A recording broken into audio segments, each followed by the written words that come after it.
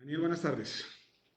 Buenas tardes, mi coronel, ¿cómo está? Buenas tardes. Y muchas gracias a todos por acompañarnos, transmitiendo una vez más desde el Hospital Militar Central en el tercer piso norte, Oficina de Cirugía Vascular. El día de hoy nos acompaña, además de las 160 personas que están en Cisco Webex, otro número indeterminado por Facebook Live. Y nos acompaña el doctor Daniel Wadi Romano, cuyo apellido es Romano. Wadi, el doctor Romano, nos acompaña el día de hoy y vamos a hablar de POCUS, Point of Care Ultrasound, en lo cual el doctor Romano es instructor y de hecho tiene mucha experiencia en el servicio de urgencias. Nos acompaña en el servicio de urgencias como emergenciólogo. ¿Desde hace cuánto, doctor Romano? Este año cumplo 4 años. 4 años. Creo que yo lo contraté, si no lo recuerdo mal, ¿no? Sí, yo lo Y recuerdo es una perfectamente. excelente adquisición, sin duda. Recuerdo que la entrevista la hicimos por videollamada, Sí. ¿recuerda? Fue casualmente Entonces, por FaceTime y me preguntó algo de Game of Thrones, si no estoy mal. sin duda, esa es una muy General. buena pregunta para hacer. Y el doctor Romano nos ha enseñado muchísimas cosas, de hecho, en el servicio de urgencia, de lo que significa hacer ultrasonido al lado de la cama del paciente, que es lo que significa focus. Y han usado ecografía que el Hospital Militar ha puesto en el servicio de urgencias desde entonces, ¿cierto? Creo que ya llevamos unos 3 años con el ecógrafo en urgencias. El Acuzón P500 lleva 2 años y medio. Antes de eso había un General Electric, un Divid 4, si no estoy mal. Robotina.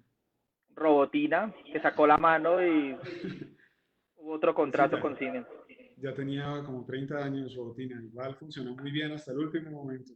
Sí, hasta el último momento. Hasta que nos pasamos al sur incluso. Bueno, súper.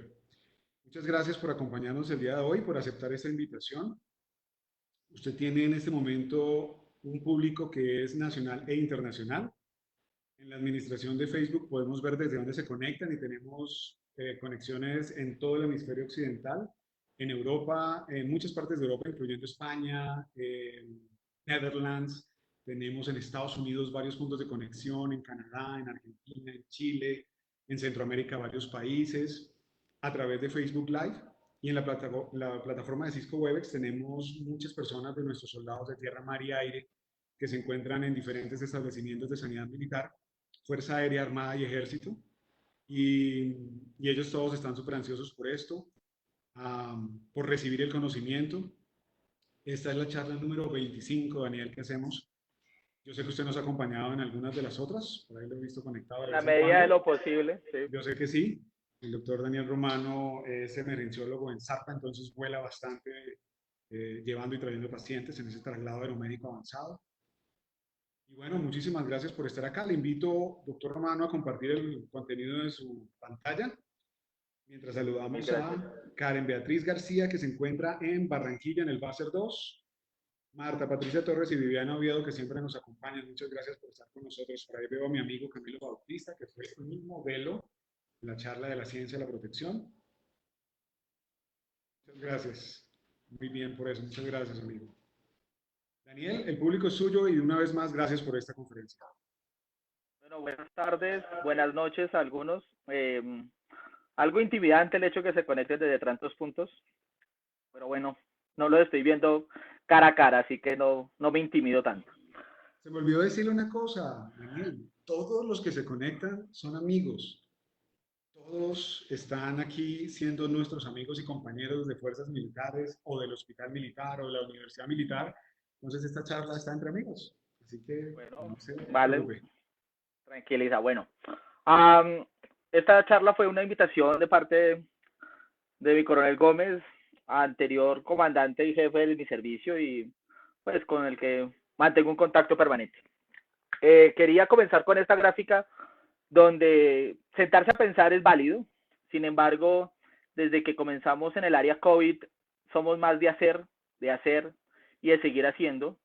El equipo encargado de pensar y de analizar son los señores oficiales superiores que nos coordinan todo el tiempo directamente en el área COVID. Para aquellos que no lo conozcan, el hospital militar destinó en este momento el área sur. Todo el área sur se encuentra destinada para adultos del área COVID y el área de pediatría pues persiste en su lugar manejando estos pacientes. Es un área donde estamos, un área cerrada, donde tenemos todas las medidas de bioseguridad, donde tenemos el Tyvek, los elementos completos de protección personal, y el coronel Hans se ha encargado de que esto sea suplido de forma adecuada todo el tiempo. Nosotros como emergenciólogos estamos más acostumbrados al segundo evento que se encuentra dentro de la diapositiva que tengo, el hacer y el seguir haciendo, sin dejar de pensar, sin dejar de actualizarnos y sin dejar de manejar todos los juguetes que tenemos dentro del servicio.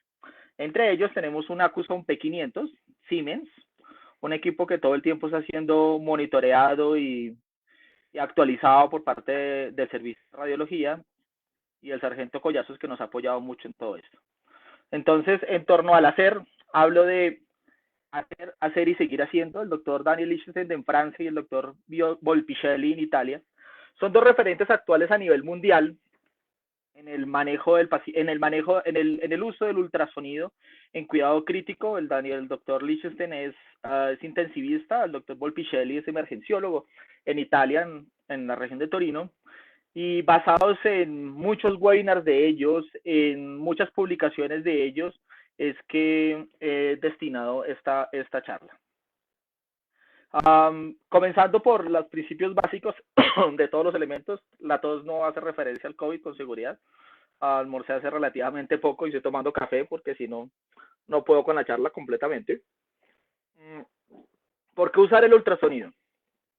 El ultrasonido es una herramienta diagnóstica a la cabecera del paciente. Yo estoy hablando desde el punto de vista de emergencias. Es una herramienta no invasiva, fácilmente reproducible, relativamente fácil de enseñar, es rápida y yo puedo llevar el equipo hasta el paciente. Esas son las ventajas que el ultrasonido ha ofrecido a través del tiempo. Los radiólogos son la cabeza y la cola de la serpiente en el uso del ultrasonido. Y aunque difieren en torno al ultrasonido pulmonar y solamente lo usan en ciertos momentos para la radiología invasiva, cada vez hay más opiniones favorables al respecto del uso del ultrasonido, sobre todo por la facilidad de acceso a este. ¿Qué seríamos sin la historia? Pues Spallanzani, desde el sacerdote físico que hizo, evaluó cómo los murciélagos se transportaban de un lugar a otro, cómo ellos receptuaban el sonido y cómo esquivaban de forma rápida esta clase de ondas. El doctor Coladón en el 1826 se evaluó el sonido bajo del agua. El doctor Langevin para sucesos importantes a nivel mundial desarrolló el hidrófono. Debido al accidente del Titanic, las compañías marítimas dijeron, bueno, necesitamos saber qué ocurre debajo del agua porque fue un accidente relacionado con que no podían ver, y desarrollaron el hidrófono. Algo muy importante fue el doctor Doppler, aunque para el ultrasonido pulmonar lo dejo a un lado y no lo menciono mucho en este momento, donde hablamos del cambio de frecuencia respecto al emisor. Y el doctor Donald, ginecólogo, fue el primero que publicó en Lancet algo al respecto sobre el uso del ultrasonido. Los principios físicos del ultrasonido, para aquellos que no dominan el tema o que no conocen el tema, hace referencia a que nosotros utilizamos una unidad que emite un sonido, que emite una onda. Esta onda es a través de un fenómeno piezoeléctrico y es a través de un transductor. El transductor tiene unas propiedades piezoeléctricas, es decir, tiene la propiedad de convertir energía eléctrica en energía mecánica y de ahí moverse, cambiar su configuración y producir sonido. Este sonido se conecta a través de un gel hidrocoloide, la piel, y de ahí viaja por las diferentes estructuras buscando lo que nosotros necesitamos encontrar directamente con este paciente. Esas son las diferentes partes del transductor y esto es a lo que hacemos referencia con la longitud de onda. Entre cada onda tenemos una, discúlpenme un segundo, puntero láser me pareció más chévere, ya. Entre cada deflexión positiva de la onda tenemos una longitud de onda, que entre más corta o más ancha va a penetrar más al tejido, pero entre más corta o más ancha va a tener mayor definición del tejido. Las ondas de ultrasonido son superiores a 20.000 Hz. Por eso es que nosotros hablamos de megahertz en los transductores que usamos. Esta es una onda de mayor a 20.000 Hz, de 110.000 Hz, y a su vez va subiendo hasta 880.000 Hz. A lo que hago referencia es, entre más separadas estén cada punta de la onda, más lejos va a llegar la onda de sonido. Y entre más cerca una de la otra, va a llegar menos, va a llegar a menos distancia, pero la capacidad de identificar diferentes estructuras, como por ejemplo el puntero, va a ser mucho mayor. Si yo coloco el puntero, va a escapar de las ondas en esta paciente de baja frecuencia. En este de alta frecuencia va a caber y es posible que podamos identificar una estructura como el puntero en este momento. Esto es una estandarización de las velocidades de propagación del sonido en los diferentes tejidos y es por tal motivo que el grupo de radiología no les gusta mucho el uso del ultrasonido en el pulmón, sin embargo, pues lo han venido adaptando a su uso clínico. El aire y en los pulmones la velocidad de propagación es muy lenta comparado con otros tejidos por los fenómenos de refracción y absorción que genera cada uno de estos tejidos. Necesitamos que la velocidad sea mayor, que pueda llegar hasta el tejido, identificar el tejido y regresar al transductor para ser identificado a través del equipo. En ultrasonido pulmonar nosotros necesitamos esto. Cuando nosotros leemos un electrocardiograma decimos tenemos un artificio, disculpen un segundo, tenemos un artificio y el artificio nos impide una adecuada lectura del electrocardiograma. Sin embargo, en ecografía pulmonar el artificio es muy importante. Es más, dentro de las recomendaciones para hacer la ecografía pulmonar, si no tenemos el modo pulmón, es retirar todas las ventajas en contra de los artificios que tiene el equipo. Más adelante lo voy a hablar. Los diferentes artefactos es el refuerzo acústico, las ventanas acústicas. El refuerzo acústico es muy importante dentro del punto A, dentro del patrón A, que voy a hablar más adelante. La sombra acústica es importantísima para nosotros, no tanto para el grupo de cuidado crítico y emergencias, que somos los que más usamos el ultrasonido POCUS, como para el mismo equipo de radiólogos, para identificar las estructuras de mayor densidad que hacen que genere una ventana acústica posterior a esto. Y las imágenes en espejo nos permiten identificar las características. Estos no son los únicos tipos de transductores. Están los lineales, que son de muy alta frecuencia, los convexos, que son de baja frecuencia, mayor penetrancia y abarca mayor cantidad de tejido, y los sectoriales, que es como el uso del ecocardiograma.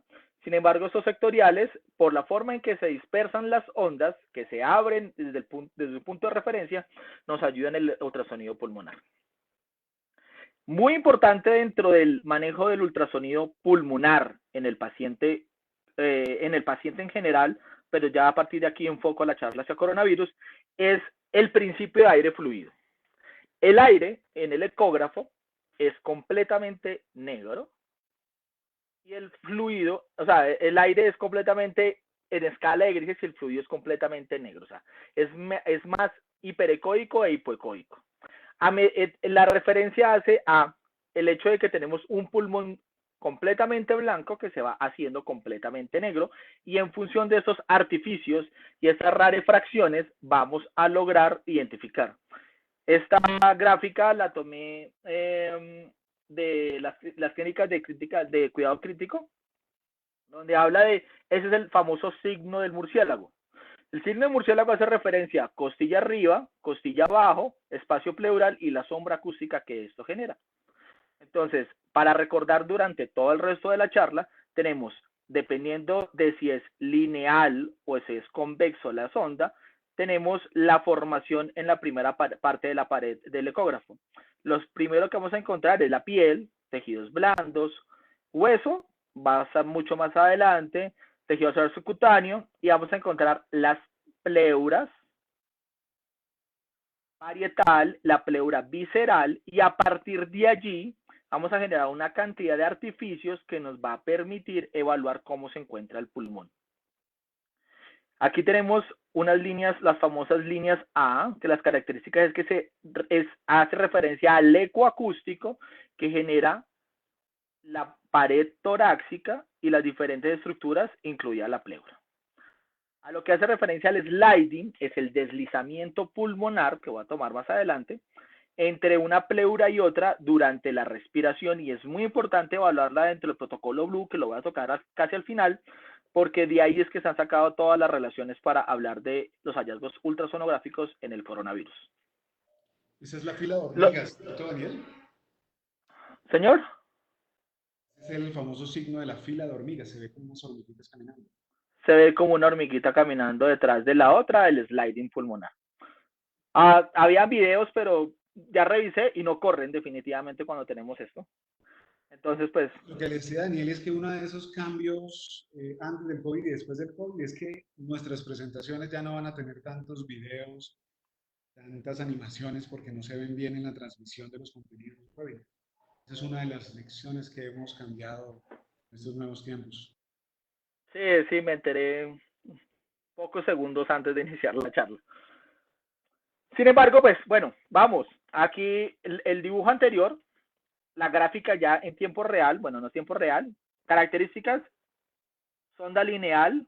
¿Por qué? Porque uno, no penetra mucho, y dos, se encuentra una línea para identificar costilla a costilla, pleura y parénquima pulmonar, y aquí vemos líneas A, que es la repetición de la pleura.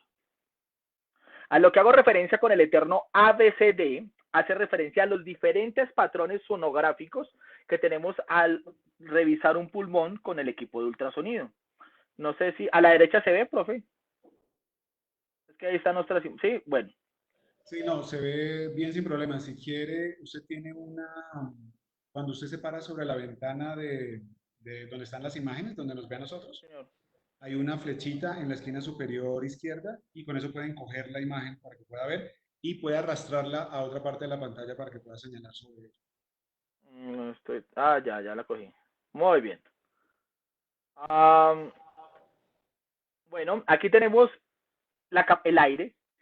El tejido pulmonar es un tejido que tiene tanto aire por su capacidad, por el contenido gaseoso, como intersticio, como las membranas del alveolo, como el tejido cartilaginoso de las vías de conducción. Entonces es un tejido mixto que genera ciertas características especiales que nos permite evaluar adecuadamente. Hay un artículo que dentro de la revisión que hice del doctor Hans sobre el ultrasonido pulmonar y la utilidad que tiene y pues veo que dentro del equipo de trabajo que tenemos en el área COVID tenemos ese beneplácito en torno al uso del ultrasonido pulmonar. Entonces, bueno, la A es aire, hace referencia también a las líneas A y hace referencia a la reverberancia que encontramos dentro de eso. Entonces, no olvidar que las líneas A hace parte de la repetición de la pleura, una sobre la otra, y haciendo unas imágenes en espejo una sobre la otra. Aquí, ¿qué podemos identificar acá? El paciente que nos llega al área COVID del servicio de emergencias del Hospital Militar Central, si tiene disnea o si tiene cualquier cambio respiratorio, nos va a llegar al área COVID. No, para tomar un ATAC, nosotros necesitamos activar el código naranja dentro del servicio. Eso implica una logística especial para disminuir la dispersión del virus dentro de las diferentes zonas comunes del hospital. Por tal motivo, no es que tengamos la opción ya de llevar un paciente a TAC. Durante muchos estudios se ha documentado que el ultrasonido pulmonar tiene ventajas muy por encima de la radiografía de tórax convencional, entre ellas la repetición del estudio, la fácil adquisición de las imágenes, para determinar, por ejemplo, uno de los signos que puede llevar a mayor mortalidad al paciente es el neumotórax. Los que han estado en el área COVID han encontrado que tenemos guante, Tyvek, sobre guante, tenemos el Tyvek nos cubre por completo la cara, la auscultación es algo entre difícil e imposible, la percusión no es tan fácil realizarla con el doble par de guantes, sino un paciente que se encuentre con dificultad respiratoria. Y dentro de esta A tenemos el neumotórax. El neumotórax es un fenómeno de hiperaeración que produce un shock obstructivo dentro del paciente y puede conllevarlo a la muerte si no lo identificamos adecuadamente. Por tal motivo, la A dentro de la evaluación clínica del paciente y para comentar si hay líneas A o no y si tenemos neumotórax o no, es muy importante. Luego tenemos aquí algo que se llama el síndrome intersticial. El síndrome intersticial hace referencia a las colas de cometa que parten desde la pleura. O sea, nosotros podemos tener reacciones fibróticas a nivel de la piel que pueden ocasionarnos las diferentes colas de cometa si parten desde la piel. Las verdaderas líneas B parten desde la pleura hasta el fondo de la pantalla y hace referencia a que la interfaz de tejido se ve afectada y por eso nosotros encontramos este tipo de imágenes. Líneas B pueden ser normales entre 2, máximo 3, pero de ahí en adelante, como por ejemplo acá, ya estamos hablando de un síndrome intersticial. El intersticio pulmonar, por sus diferentes interfaces, hace que choquen las ondas, se devuelvan hacia la pleura y genere una sombra acústica y una reverberación y una repetición, lo que va a generar que aquí tengo algo que me está ocasionando una alteración de la emisión del sonido y de ahí hacia atrás está generando una sombra acústica. Por tal motivo encontramos estas líneas B, que hace referencia a un síndrome intersticial. Sin embargo, respecto a ese síndrome intersticial, trate de explicarnos, porque hay muchos de nuestros oyentes que no son médicos, hay terapeutas, odontólogos, de hecho, hay abogados, porque tengo el conocimiento que hay abogados, ingenieros. En esos términos, ¿cómo definiría usted intersticial? Entonces es algo anormal, pero es no, afectación del tejido. el intersticio existe como tal. El intersticio es el cemento en el cual van pegados los ladrillos de nuestra casa. Cuando, por así decirlo, mojamos el cemento, perdón, hagámoslo más fácil, hagamos con el ejemplo clásico en pregrado de medicina, que es que tenemos una reja. Tenemos una reja que divide nuestro jardín de nuestro antejardín. Cuando nosotros le colocamos algo que cruza la reja horizontal y verticalmente, podemos evidenciar que se encuentra esta barrera para entrar. Pero si nosotros no colocamos esas barreras horizontales, no vamos a evidenciar. A lo que voy es, el intersticio es el cemento. Cuando yo mojo ese cemento, por así decirlo, cuando yo le adiciono una lesión a ese cemento se hace mucho más visible. Por tal motivo, no permite el paso del aire y hace que el equipo me genere estas colas de cometa, que es, tengo un pulmón normal acá, esto es un pulmón normal, pero si yo le coloco algo aquí, donde está el puntero láser, que evita que el sonido se propague, va a generar esa cola de cometa. Es como si yo a este tejido normal le pongo un obstáculo para que se genere esto. Este tejido normal le pongo este obstáculo y de ahí en adelante va a generar el obstáculo y va a aparecer dentro de esto. Según la zona donde se encuentre localizada y la profundidad donde se encuentre localizada la región, van a aparecer en el tercio medio, van a aparecer en el tercio distal, las diferentes lesiones, por lo más característico es que aparezca desde la pleura. No sé si quedó claro esta parte. Perfectamente, muchas gracias. Listo. De ahí en adelante tenemos la C. O sea, en emergencias, en cirugía, en cuidado crítico, en reanimación, tener una mnemotecnia que es el ABC, bueno, aunque ha cambiado las cosas un poquito si el choque es hipovolémico hemorrágico y comenzamos con la C, pero eso ya está en otro costal. Tenemos la C, que es consolidación. El síndrome alveolar hace referencia a que dentro de estas mismas imágenes confluyen de tal manera que podemos identificar otras cosas. Por ejemplo, broncograma aéreo, irregularidades de la pleura, en lo que nosotros determinamos como una consolidación. El síndrome alveolar como tal es una consolidación donde encontramos las diferentes lesiones a nivel pulmonar. Más adelante vamos a mostrar más imágenes. Y tenemos D, que viene a ser el derrame. ¿Por qué puse aquí el derrame? Para complementar el ABCD. Y 2, porque necesito que identifiquen, que tengan presente las estructuras que tienen líquido. Aquí tenemos el signo del sinusoide, aquí tenemos un derrame pleural, que nos permite identificar zonas de líquido. A pesar de que en todas las series no he encontrado ninguna que diga que el derrame pleural esté por encima del 1% de los pacientes con coronavirus, menos del 1% han presentado esta lesión. Es extraño, no podemos, si encontramos un derrame no podemos decir el paciente probablemente tenga coronavirus, hay que descartar otras causas, entre ellas una falla cardíaca. El ultrasonido pulmonar lo que nos permite es cambio el le hago shift al próximo transductor y evalúo corazón. Y si tengo un paciente con unas líneas B difusas, como dice el protocolo Blue, más un trastorno en la contractilidad cardíaca o un corazón muy grande o una válvula dañada, podemos hablar de una falla cardíaca y estar estableciendo los diagnósticos diferenciales dentro del paciente. Entonces tenemos el ABCD. Tenemos unos hallazgos característicos dentro del paciente con coronavirus. Ya entramos un poquito más en materia y es las líneas B difusas,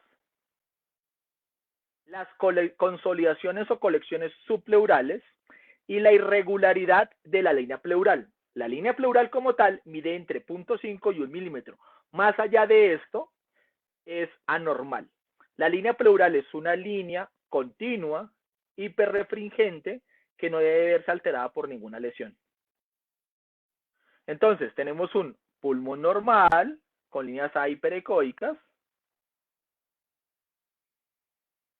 Y traje aquí lo que es el neumotórax debido a que es uno de los diagnósticos diferenciales en disnea.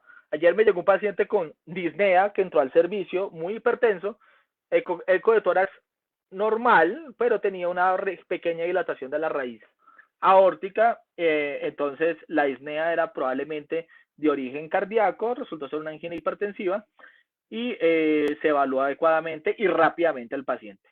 Neumotórax, vemos que tiene, según las características, ausencia del pulso, un punto pulmonar, tiene ausencia de líneas B.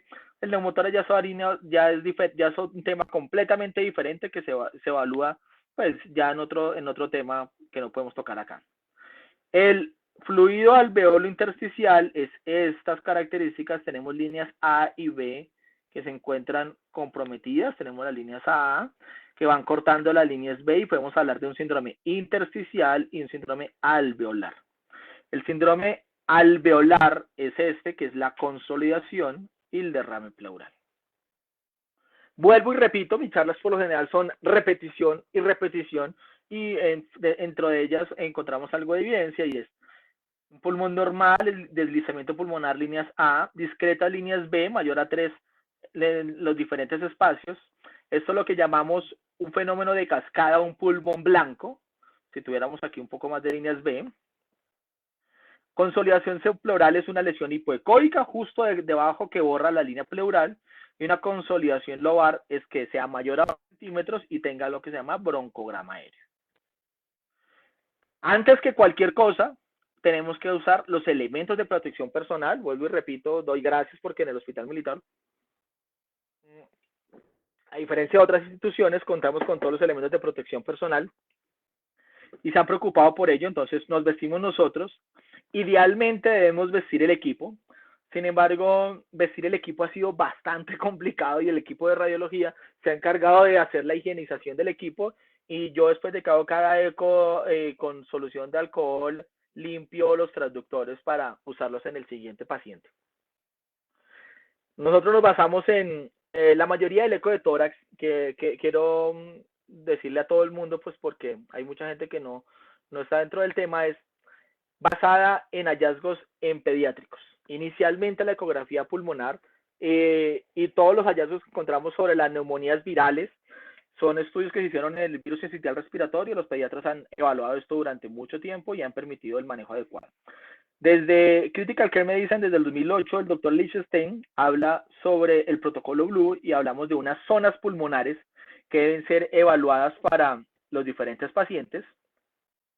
Y entonces encontramos las diferentes zonas. No importa el número, eso hace referencia al estado del arte ahorita, es lo más importante es describir adecuadamente en qué zona nos encontramos. Sin embargo, coloquialmente, para external hasta la línea axilar, hablamos de la zona 1-2. La fosa axilar es muy importante. Boipicelli hizo una revisión con Gattinoni en JAMA, que no traje aquí porque está en Preprop, y hablan sobre la fosa axilar. Es muy importante para comparar, porque la mayoría de las lesiones por coronavirus son basales posteriores. Y esta es la forma en la que evaluamos. Evaluamos con el transductor entre costilla, evaluamos con el transductor intercostilla. ¿Cómo hablamos de la forma en que vamos a ubicar el transductor? Si el transductor yo lo coloco hacia cefálica, la punta del ecógrafo, vamos a estar entre una costilla y la otra. Si lo coloco paralelo a la costilla, vamos a poder entrar y visualizar el pulmón, como es en este caso, sin las costillas. Aquí tenemos un eje largo y un eje corto que podríamos identificar cada uno de ellos. Aquí tenemos más imágenes de cómo debemos evaluar, si el paciente así lo permite. El paciente es semiacostado, en decúbito prono, decúbito supino con el brazo detrás de la cabeza y de lado para evaluar adecuadamente las zonas posteriores. Deben ser evaluadas 6 zonas a la izquierda y 6 zonas a la derecha para determinar que hemos hecho una evaluación adecuada del pulmón. En cuidado intensivo y en emergencias, nuestra zona manejamos críticamente a los pacientes hasta que tenemos la disponibilidad de las diferentes camas en cuidado intensivo. Podemos evaluar a los pacientes en prono. Una de las técnicas que más ha demostrado, que desde que Gattinoni ha trabajado sobre las revisiones, ha demostrado mejor sobrevida en los pacientes, y son 16 horas que el paciente va a estar en decúbito prono. Y durante esas 16 horas uno tiene que tener la capacidad de evaluar cómo va la respuesta al tratamiento. En el decúbito prono, lo que estamos haciendo es cambiando de posición las zonas y por el efecto de gravedad permitir que unas zonas que no estaban bien aireadas se aireen y aumentar la capacidad de las zonas de intercambio de oxígeno. Por tal motivo, ¿cómo evaluamos? Pues si encontramos un síndrome alveolo intersticial a nivel dorsal en supino y lo colocamos de prono, tiene que cambiar por el efecto de la gravedad y mejorar esto. Desventajas, la hiperaireación, que es una de las complicaciones asociadas a la ventilación mecánica. Entonces, si tenemos la forma de tener pulmón dentro del software de los equipos, bien, usémoslo. Pero si no, tenemos que desactivar todas las ayudas que artificios tenemos.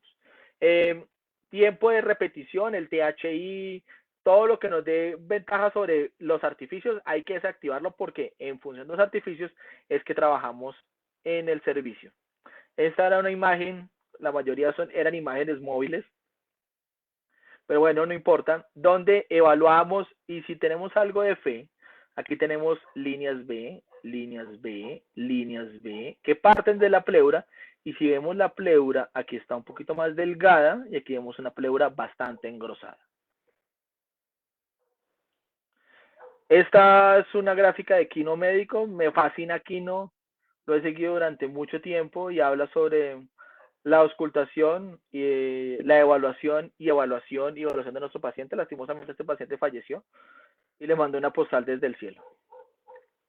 Y Jianwan, Qin Lu, bueno, todos estos chinos publicaron un estudio con solo 20 pacientes, pero hicieron el estudio de su vida. ¿Por qué? Porque evaluaron 20 pacientes, los compararon retrospectivamente en torno al TAC y encontraron una cantidad de lesiones fantásticas para evaluar y una cantidad de hallazgos que todavía están discutiendo mucho de los referentes en el manejo del paciente con coronavirus, y es las zonas basales posteriores. Fueron solamente 20 pacientes y encontraron que el 75% de las lesiones se encontraban en la zona 6. Si recuerdan las primeras imágenes del consenso internacional para la evaluación del ultrasonido pulmonar, teníamos 1-2 anterior, 3-4 lateral y 5-6 posterior. Y en la zona 6 tenemos el 75% de los hallazgos pulmonares. En la zona 5, el 50% de las lesiones. En la zona 4, entre el 35 y el 50. y en la zona anterior tenemos únicamente 25, 35 comparado con los segmentos posteriores. Aquí tenemos un paciente con, dentro de los criterios de inclusión era que tuviera coronavirus positivo, que hubiera estado expuesto al coronavirus. Por lo general tenían presentación de los síntomas entre el cuarto y el 10º día, así que todos eran pacientes con coronavirus. Entonces tenemos la cooperación entre un TAC con una zona de vidrio esmerilado típico dentro del paciente con coronavirus. Le hicieron el eco y encontraron líneas B. Si ustedes notan, aquí tenemos irregularidades de la pleura debe ser continua, aquí tenemos solución de continuidad dentro de la pleura y hablamos de un hallazgo positivo dentro del coronavirus. Aquí tenemos con un patrón de vidrio esmerilado, mayor densidad de tejido, en el área derecha, esto ya es hacia posterior, y encontramos que esto, bueno, si se moviera, encontrábamos que era un pulmón blanco y teníamos el signo de la cascada. Aquí ya encontramos hallazgos más empedrados, broncograma aéreo, partiendo desde la pleura, y si encontramos aquí, vamos a ver una pequeña colección subpleural con engrosamiento pleural y líneas B difusas. Aquí tenemos un patrón donde encontramos distintas reacciones a nivel pleural con vidrio esmerilado que son fácilmente evidenciables también con la ecografía a través del engrosamiento pleural y de las líneas B.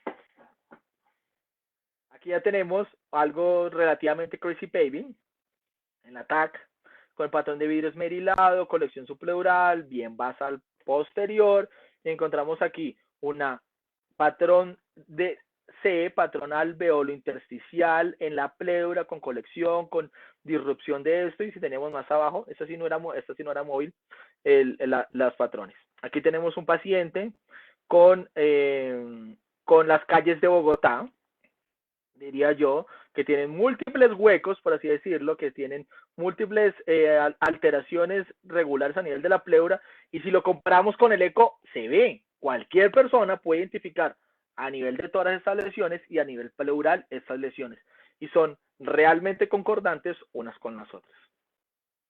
En las diferentes ventanas pulmonares encontramos un paciente con una consolidación como tal, y si revisamos el eco pulmonar encontramos el factor empedrado, con disrupción completamente de la pleura, con líneas B y un síndrome C, patrón C. Lo mismo encontramos acá, consolidación, encontramos la discontinuación completa de la línea pleural en las diferentes imágenes pulmonares.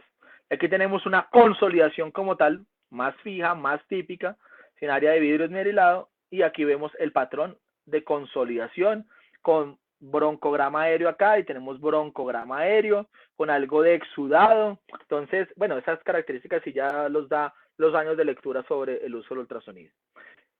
¿Qué documentaron en ese estudio? Los campos pulmonares posteriores, sobre todo los basales, son los que más se comprometen.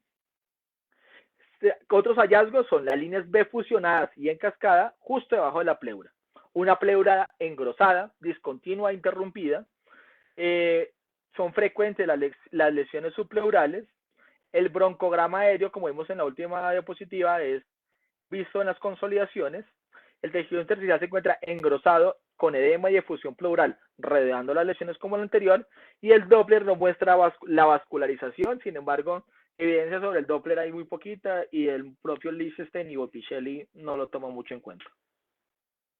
Estas eran imágenes móviles donde, vuelvo y repito, líneas B con alteración pleural, líneas B confluentes, fusionadas una sobre la otra, y déjame ver esta, y aquí tenemos la línea pleural, se encuentra engrosada, afectada y con lesiones subpleurales. Entonces, vamos con la evidencia. Los chinos son los que primero vieron los pacientes, son los que han evaluado más pacientes. Bueno, ya ahorita hay estudios en cursos americanos, italianos y españoles para que nos puedan ayudar más con esto y no encontrar tanta literatura china. Sin embargo, no es que los condeno, y estos fueron publicados en Intensive Care, pero la mayoría de los estudios al día de hoy están sobre ellos. Entonces, ¿qué hizo esto? Los hallazgos ultrasonográficos del nuevo coronavirus, de la neumonía de la epidemia del 2019-2020, esperemos que termine este año, como epidemia como tal, es TAC de tórax y ultrasonido torácico. Engrosamiento pleural en la TAC de tórax, engrosamiento de arena pleural en el ultrasonido torácico. Patrón de vidrio esmerilado, ya lo vimos en las imágenes, líneas B multifocales y discretas. Infiltrados pulmonares, líneas B confluentes, consolidación subpleural, pequeñas consolidaciones centroméricas y más de los afectados y la distribución de las líneas B en más de 2 o más cuadrantes. Esto es una consolidación subpleural, una lesión subpleural un poquito más amplia dentro de esto. Nosotros esto no lo podemos hacer en el área COVID. Tenemos que usar otros mecanismos para acceder al paciente. Y estos mecanismos está el ultrasonido pulmonar. Hay una revisión en Critical Care sobre una carta al editor sobre menos estetoscopio, más ultrasonido. El ultrasonido, incluso si uno va a Harrison en el año 2001, decía, hombre, el pulmón no es sensible de ser visualizado. Harrison, la última Harrison fue del 2018, si no estoy mal, donde ya habla del uso del ultrasonido pulmonar para evaluar adecuadamente el paciente. Menos estetoscopio, más ultrasonido, sin embargo yo creo que nunca dejaré mi amado estetoscopio, pero cada día haré mucho más ultrasonido. Y hablaba sobre esas 3 ventajas. Tenemos mayor seguridad clínica. El error está basado en ojos que no leen con razón que no entienden. Si nosotros nunca escuchamos estos ruidos y no los identificamos a nivel de la auscultación pulmonar, pues nos la vamos a embarrar porque no la vamos a identificar. Sin embargo, el ultrasonido no hay pierde. Si se utiliza la técnica adecuada que fue descrita previamente, no vamos a tener pierde. Menor riesgo de dispersión y de infección cruzada, tanto para el personal sanitario como para los pacientes. Y no olvidar, seguridad y más seguridad. Coronel Hans nos ha repetido esto hasta el cansancio en órdenes de mi general Rincones. Seguridad y más seguridad, lavarse las manos, cambiarse los guantes, estén dentro del área, no comer, seguir los protocolos. Entonces, seguridad más seguridad y el equipo de ultrasonido nos da seguridad. Los frentes de ultrasonido en los reportes internacionales y dicen, los hallazgos por ultrasonido preceden los síntomas y anticipa el manejo de los pacientes, así como su estratificación. Sin embargo, yo, Daniel Romano, no estoy de acuerdo con utilizar el ultrasonido para estratificar los pacientes, ya que tenemos un protocolo establecido dentro de la institución y pues no estaría de más usarlo. Nos ayuda a excluir diagnósticos diferenciales, paciente con disnea, neumotórax, falla cardíaca, edema pulmonar. Y incorporar ultrasonido pulmonar en el COVID-19 depende de los recursos disponibles. Tenemos el Acuson P500, radiología, tenemos otro equipo en el área de COVID que nos trajo el sargento Collazos. El nivel de entrenamiento del personal, todos mis compañeros emergenciólogos están entrenados para esto. Ya vemos uno 24 horas en compañía de un internista dentro del área COVID. La logística es trasladarlo, protocolos de limpieza adecuados y la desinfección de los equipos y cómo vamos a manejar cada uno de esos pacientes. Eso es un equipo de radiólogos que dice, ¿puede ayudar? Y sí, puede ayudar basado en que vamos a buscar, a dicotómicamente decir, ¿tiene o no tiene esos hallazgos? Y es probable que el paciente esté con esto y sobre la evaluación clínica del paciente. Uno de los casos que más me frustró y que me tuvo a punto de salir corriendo del área COVID fue la muerte de un compañero en el área COVID, no en el área COVID, ya estaba en la UCI, sin embargo lo tuvimos durante mucho tiempo y este paciente no pudimos trasladarlo, había momentos en que era imposible de trasladar, había momentos en que estaba en prono y su inestabilidad hemodinámica no nos permitía hacer el traslado del paciente para hacer un adecuado seguimiento. Entonces considero que el ultrasonido sí nos ayuda para el manejo y el soporte dentro de los pacientes. Para el diagnóstico temprano es más que claro, el engrosamiento pleural precede a los síntomas, pero no podemos decirle a un paciente, venga, le hacemos un eco de tórax, porque la probabilidad pre-T sin unos síntomas no es que sea la mejor de todas. Entonces, por eso es que este grupo de Tinel y de Acrema no están muy de acuerdo con esto. Ya hay dentro de los españoles una publicación de medicina intensiva en abril de este año sobre el uso rutinario del ultrasonido pulmonar en POCUS, pero la verdad no me basé sobre del doctor Montes y Boneso, sino más en Liechtenstein y en Boipicelli. Ellos hablaban sobre esto, son los patrones tempranos en el triage del protocolo y es engrosamiento pleural y irrupción de la línea pleural. Líneas B, difusas, con alteración de la línea pleural en los pacientes con lesión moderada y con síntomas moderados. Y ya en pacientes con lesión severa que tenían ya Crazy Pevin o patrón de vidrio esmerilado, ya encontrábamos el patrón de consolidación, el síndrome alveolo intersticial.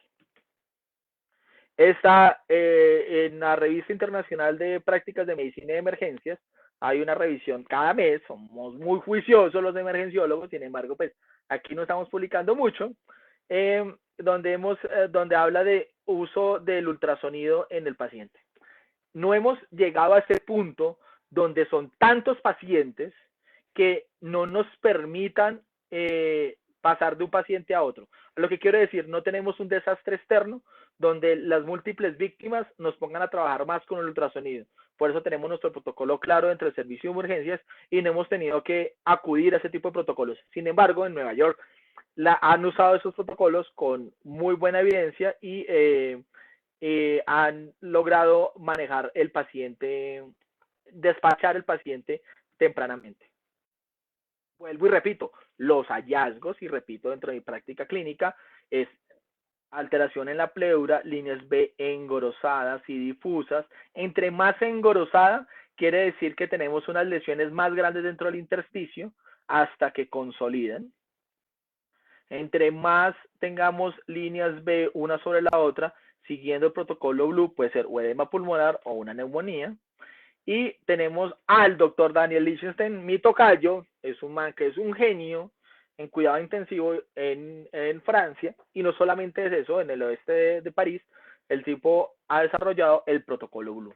El protocolo Blue en el que se basan todos estos estudios, perdón, tomo algo que ya estoy seco. Y si llego esta noche con tos, me devuelven del hospital y el internista nos mata porque no hay urgenciólogo. Entonces, tengo que cuidar la parte de la tos. Hay que examinar al paciente en los 12 puntos que hemos hablado y encontramos si tiene deslizamiento pulmonar. Hay que hacer algo de entrenamiento para poder aplicar el deslizamiento pulmonar y está presente o ausente, pero tenemos un perfil AB. ¿Qué es un perfil AB? Es que tenemos un perfil A en un hemitórax y un perfil B en otro hemitórax, o un patrón C, y tenemos definitivamente diagnóstico de neumonía. El ultrasonido pulmonar fue hecho para documentar neumonías principalmente virales. Cuando encontramos una síndrome alveolo intersticial con derrame pleural, lo más posible es que sea bacteriano. Entonces, como estos fueron estudios que fueron hechos sobre el sincicial respiratorio, pues es muy cercano, y sobre SARS y MERS, y tenemos el SARS-CoV-2. Entonces, el deslizamiento pulmonar está presente. Y tenemos un perfil B difuso en ambos lados. Estamos hablando de un probable edema pulmonar. Pero hoy tenemos un perfil A con un deslizamiento pulmonar en un paciente con disnea. Recordad que eso fue hecho con disnea. En adultos fue hecho este estudio para sacar el protocolo Blue, a pesar de que toda la referenciación fue sobre niños sin sincicial respiratorio. Tenemos un análisis venoso secuencial. Aquí podemos o llamar al grupo de vascular porque nos haga el Doppler o a radiología, o lo hacemos en emergencia rápidamente del protocolo Roche, y tenemos una trombosis venosa más disnea más un perfil A con un deslizamiento pulmonar, tenemos una embolia pulmonar. Mientras que tenemos un eje venoso libre y encontramos unos PLAPS que son síndrome consolidación alveolar posterolateral, en el punto encontramos que el paciente tiene una neumonía, un sitio donde más comúnmente se localiza. Y si no presenta los PLAPS y el paciente está disnea, tenemos un paciente con EPOC o asma. Si tenemos un sliding ausente, pero tenemos líneas B, hablamos de neumonía. ¿Por qué digo neumonía y qué se diferencia el perfil A, que es el neumotórax? Es el hecho de que si yo tengo un neumotórax, me va a presentar más aire, no se transmite el sonido, así que las líneas B simplemente no van a presentarse. ¿Listo? Líneas A, después de la pleura, líneas B. Entonces, tenemos líneas A en el paciente con disnea y puede ser una neumonía si tenemos un patrón AB, si tenemos un patrón B difuso en todos los campos pulmonares, podemos tener un edema pulmonar, pero no es asunto de este momento. Por si tenemos esto en un paciente con sospecha de coronavirus y aparte de eso tenemos irregularidades pleurales, podemos estar hablando de un paciente con coronavirus. Esta es una imagen que muestra algo de hepatización, y este es el famoso PLAPS, que son las síndrome alveolo intersticial posterolateral con derrame o sin derrame. Este es el signo del sinusoide, donde vemos el derrame sobre el pulmón. La Sociedad de Cuidado Intensivo, esto está hablando del Reino Unido, ha hecho un trabajo muy grande. La doctora Hannan está haciendo el ultrasonido enfocado para el cuidado intensivo. Le envió un correo solicitando cupo sobre esto. Sin embargo, me contestó diciéndome que pues no hay cómo tener un docente dentro del área que me certifique los ultrasonidos guiados. Entonces pues este curso todavía no está accesible en nuestro medio. Sin embargo, va a intentar comunicarse con gente de la región para poder realizarlo. Y sacó este protocolo. Este protocolo me gustó muchísimo, no solamente en el sentido del paciente con que llega a urgencias, sino en el seguimiento. Hay pacientes que, a pesar de que no somos intensivistas, ni los internistas que están, ni los emergenciólogos, que nos toca manejar momentáneamente esos pacientes mientras ubicamos en cuidado intensivo, y es seguir este protocolo en el paciente con coronavirus. Entonces colocamos el ecógrafo, el ultrasonido, los transductores, utilizamos el de alta frecuencia, que es el lineal, y el de baja frecuencia para mayor penetrancia, y buscamos las diferentes lesiones. Si tenemos ausencia de PLAPS y tenemos líneas A, normal y no necesita intervención, listo, tranquilos, le seguimos dando oxígeno al paciente si lo requiere, vamos manejándolo. Si tenemos dudas, pues le tomamos el ataque, todavía sigue siendo superior, y yo creo que seguirá siendo superior al ultrasonido, y esperamos. Sin embargo, está normal y tenemos líneas B, hay que identificar el patrón. O si tenemos líneas B y consolida, hay que identificar el patrón. Entonces, si el patrón es de consolidación o atelectasias, el paciente muy probablemente va a ser un respondedor al prono, siguiendo las indicaciones de Gattinoni. Si el paciente lo que muestra más es líneas B difusas, va a ser más respondedor al PIP. Y evaluamos la progresión de esto. Si el paciente progresa o se resuelve hacia la normalidad, y nos permite determinar el momento en que podemos iniciar el weaning, el despertar de la ventilación mecánica, la liberación de la ventilación mecánica. Todos estos eran videos. Lastimosamente no puedo mostrarlos. Líneas A, líneas B, 50 líneas B, y el síndrome alveolo intersticial, que es la misma imagen. Esto no es hígado, esto es una hepatización. Y si recordamos la fisiopatología de la neumonía, estamos hablando de una hepatización gris de la neumonía. Y pues ya para finalizar, solo espero que nos encontremos en el próximo día del médico. Este fue mi primer día del médico hace ya un par de años, con Pedro, que es gran amigo y compañero, y con mi coronel Gómez. Muchas gracias a todos y espero preguntas, dudas, aclaraciones y sugerencias. Daniel, muchísimas gracias. Sí, recuerdo ese día perfectamente. Vamos con todo el servicio de urgencias. Muchas gracias por eso. Tenemos un par de preguntas y no muchos comentarios. Tengo una pregunta de Wanda95Cool. No colocó su nombre, sino como su username. Dice, muchas gracias por esta charla, doctor. Tengo una duda. ¿La ecografía seriada cada cuánto se debería realizar para valorar la evolución del paciente? Bueno, esa misma pregunta me la hice, traté de respondérmela en las revisiones. Sin embargo, el paciente es muy variable. En el área COVID hemos aprendido grandes cosas. El primer paciente que salió de la UCI, que el coronel Hans nos contó la semana antepasada, hace 12 o 3 semanas ya, es un paciente que estaba relativamente bien y cambió. Cambió del cielo a la tierra, por así decirlo. Comenzó con trabajo ventilatorio a pesar de su hipoxemia silente, y eso fue en cuestión de 4 horas. Entonces, si el paciente dentro de la evolución clínica diaria no tiene cambios clínicos, ya le hicimos una eco de base y le hacemos una eco al siguiente cambio de turno, podemos hacerle eso cada turno, por así decirlo, una vez diaria para adelantarnos a la progresión de la enfermedad y decir a ese paciente hay que tenerlo más vigilado o menos vigilado. Sin embargo, si el paciente cambia a las 4 horas o a las 2 horas o a las 8 horas, es meritorio hacer este análisis, ya que desinfectar un ecógrafo es mucho más fácil que desinfectar un tomógrafo, porque a pesar de que el TAC sea el gol estándar, entre comillas, porque pues no es la prueba más, no es que detecte el 100%, desinfectar un tomógrafo es más difícil que desinfectar un ecógrafo y auscultar un paciente es imposible, así que el ultrasonido nos va a permitir evaluar a este paciente, pero es según los cambios clínicos que presenta el paciente o durante la evolución diaria de los diferentes pacientes que nos llegan, partiendo de un examen de base.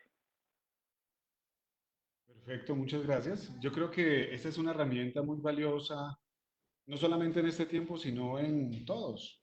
Le comentaba yo a alguien antes de empezar el seminario que, de hecho, hay unos casos en que la ecografía es focus, es más sensible que la radiografía, como en ese neumotórax oculto, por ejemplo. Es más sensible para determinar el derrame y el neumotórax que la misma radiografía plana. Y es más, la radiografía plana la toman en una sola proyección, en la proyección AP, en la mayoría de las veces. Todos llegan y dicen, no, toma una placa portátil. Hombre, la placa portátil no sirve para mayor cosa. Pero trasladar un paciente a esta radiología para que le tome una placa PA, que es lo ideal, más lateral, es mucho más difícil y es mucho más fácil tener el ecógrafo, que es más sensible, más específico y con personal entrenado es superior a la radiografía. Sí, sin duda alguna. Y ha sido una herramienta muy grande. Por ejemplo, también le contaba a otra persona que nosotros ya no medimos la PVC para monitorizar ese estado hemodinámico y de volumen de los pacientes, ¿no? Sí, no, las líneas B puede hacer relación con el sistema PICO. Nos habla de el agua pulmonar extrapulmonar, el agua que tenemos extrapulmonar, la cantidad de volumen que tenemos dentro de esto, más la vena cava, podemos estar hablando de que el paciente, y le hacemos un seguimiento en cuidado crítico, bueno, en emergencias, que no soy intensivista, sobre el volumen que tiene el paciente. Es más, el protocolo PHIL, que es un protocolo derivado del protocolo Blue del mismo doctor Lichtenstein, habla sobre el manejo de fluidos en los pacientes respondedores, no respondedores, o que nos pasamos ya de fluidos en los pacientes críticos. Y creo que es mucho más acertado que simplemente tratar de tomar la medida de la De PVC. la PVC. Sí, Sí, tomar la medida de PVC, no estoy en contra de ello, pero requiere un transductor para PVC, una localización adecuada de la punta del catéter y otra cosa era cuando teníamos el SWAN, pero pues la mortalidad asociada a esto nos ha cambiado un poquito el paradigma. yo creo que ese también es un cambio enorme que hemos tenido en los últimos años con respecto al uso de la ultrasonografía en todos los aspectos.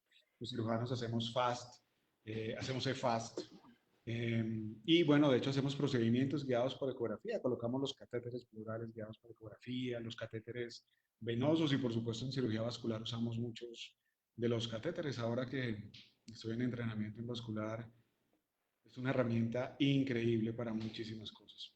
Es Colocamos también los fantástico. catéteres, ¿no? En el área respiratoria, los catéteres centrales se colocan en el Los equipo catéteres de deben ultrasonido. ser todos guiados por ultrasonido para disminuir el riesgo de lesiones asociadas al manejo sanitario en neumotórax. La punción arterial en estos pacientes son realmente coagulopáticos. El caso de uno de mis pacientes, le toqué, guiado por eco, le iba a colocar una línea arterial, le toqué la punta de la arteria y formó un hematoma inmediatamente. O sea, estaba completamente coagulopático, hágale presión y busque otra forma de colocar la línea arterial, me pasó hace un mes, y entonces pues fue bastante duro ver ese hematoma que se formó tan rápido, no era tan frecuente, y fue guiado por eco, así que no había forma de equivocarse, pero bueno, esa complicación ocurrió y le coloqué la línea final braquial, guiada por eco también, Bueno, esas cosas la pasan, es radial. parte del asunto.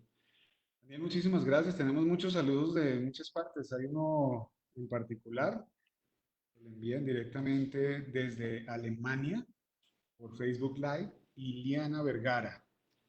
Muchos saludos, Iliana, por allá en Alemania. Ojalá las cosas estén bien por allá. También nos dice Paola Villota, excelente tarde, excelente video. Blanca Lilia nos pregunta cómo vamos con esa cuarentena. Muchas gracias. Yo específicamente no estoy ya en aislamiento, ya tengo mi autorización por seguridad y salud en el trabajo para volver. Examen negativo, es Pasaporte. asintomático, pero toca tomar las medidas de prevención necesarias. Muchas gracias por preguntar. Pilar León le hace un saludo dirigido al personal de aseo élite del Hospital Militar que luchan cada día.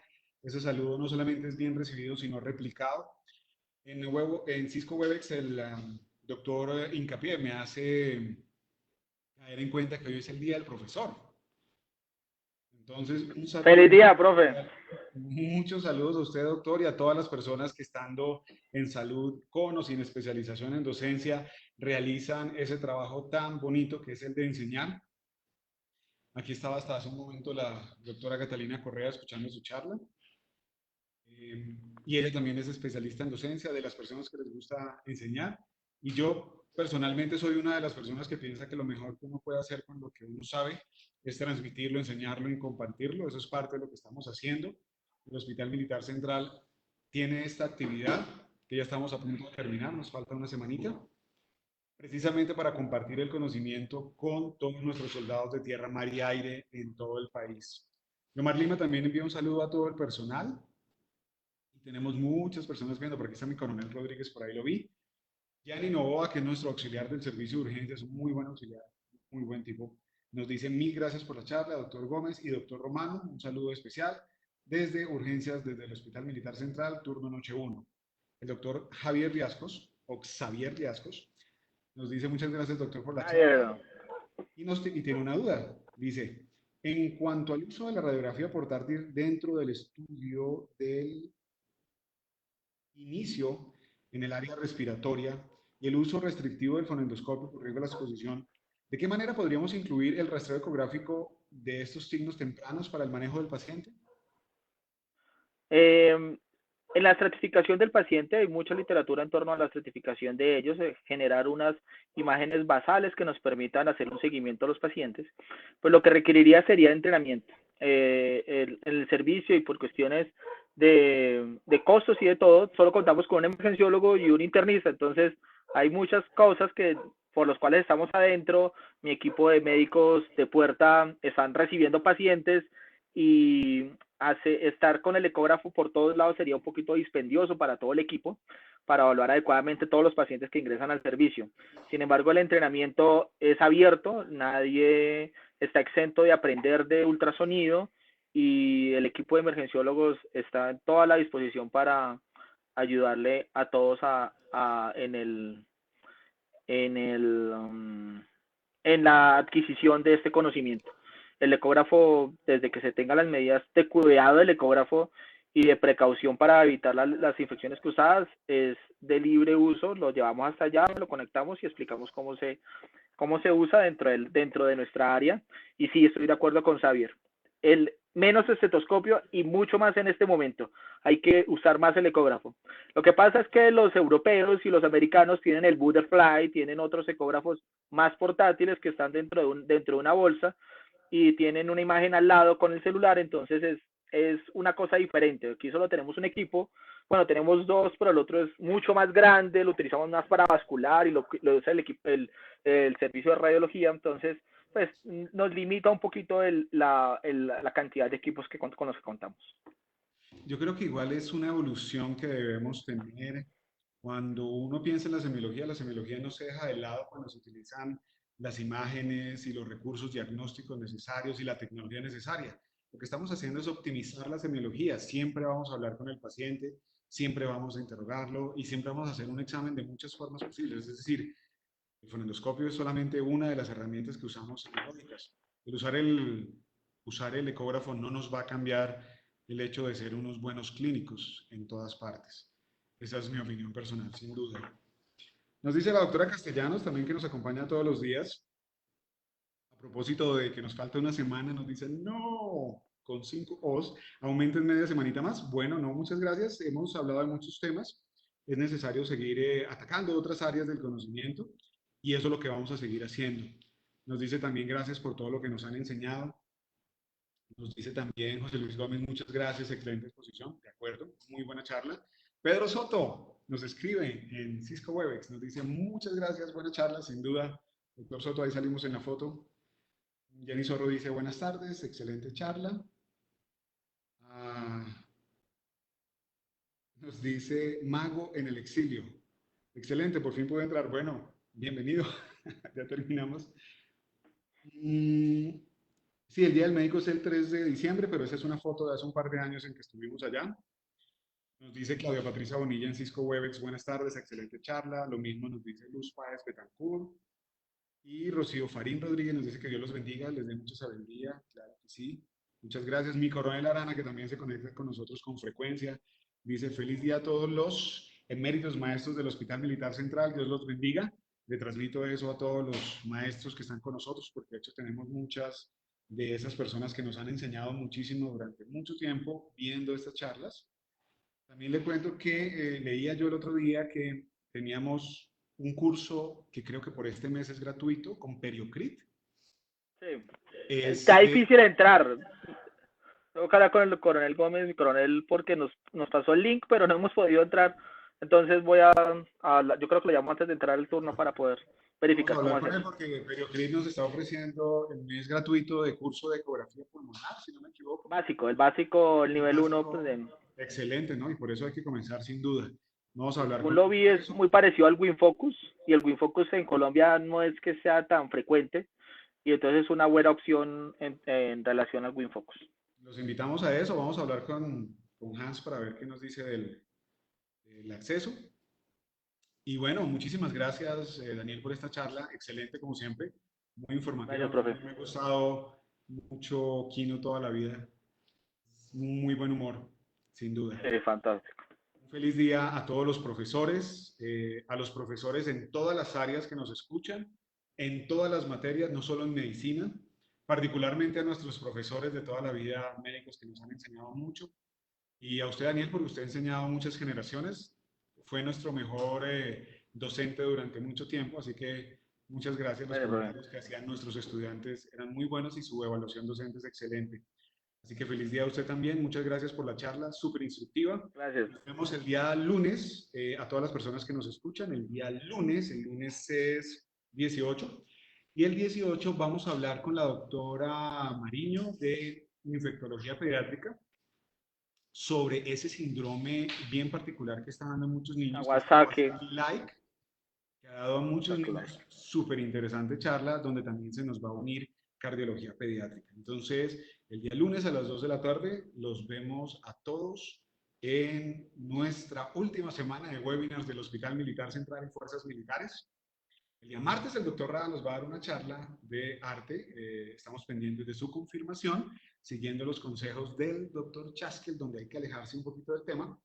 Entonces, estamos pendientes que nos confirme, doctor Rada. Estoy esperando su confirmación. Y el día miércoles vamos a hablar con los directores de sanidad de las fuerzas respecto a la organización del sistema de salud de las fuerzas militares y nos van a contar lo que se ha hecho. Muy buenas cosas que se han hecho en tanto Armada, Fuerza Aérea y Ejército. Va a ser magnífica esa charla. El día jueves creo que tenemos con mi general Rincón con respecto al manejo avanzado del COVID, ya lo de cuidado intensivo y una sesión de preguntas y respuestas para clausurar el día viernes con mi general Galvis. Con respecto a lo que informaba usted, Daniel, tenemos un hashtag y nuestro hashtag es no bajes la guardia.